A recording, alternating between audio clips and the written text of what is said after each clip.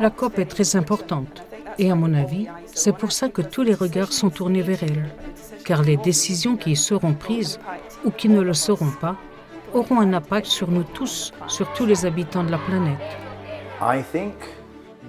Je pense que nous sommes à l'aube d'un très grand changement et qu'au lieu d'attendre que les gouvernements donnent l'exemple, c'est la société civile qui doit le faire.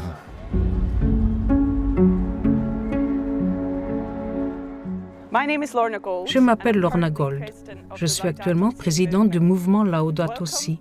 Bienvenue à Glasgow et bienvenue à la conférence sur le climat des Nations Unies, la COP 26.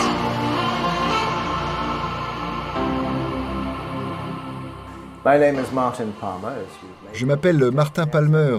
Comme vous pourrez le noter à mon accent, je suis anglais. Mais j'ai passé toute ma vie professionnelle à travailler avec les grandes religions du monde sur les questions environnementales.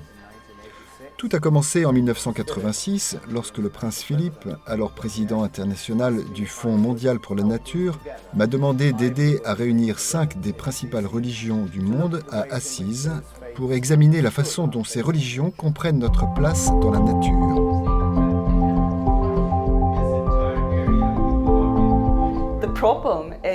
Le problème est que les différents pays qui négocient ne s'impliquent pas autant qu'ils le devraient pour prendre position, créer et soutenir des positions politiques qui mènent réellement à un avenir sûr pour tous nos jeunes, pour tous nos peuples, pour la planète, pour tous.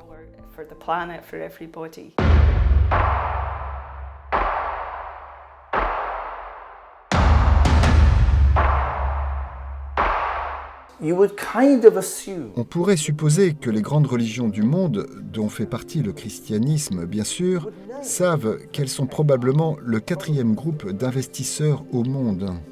Nous avons l'énorme responsabilité d'être l'une des plus grandes forces motrices du changement par l'intermédiaire de la société civile, et pas seulement en travaillant avec les gouvernements.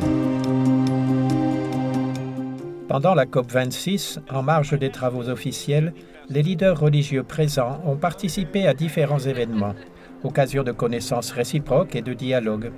L'une d'entre elles s'est déroulée à la mosquée et une autre a été accueillie au siège du mouvement des Focolari. Nous avons passé une soirée fantastique dans une mosquée située dans un quartier pauvre de Glasgow. Cette mosquée a mené pendant plusieurs années, avec les communautés locales et les femmes du lieu, un travail sur la justice climatique.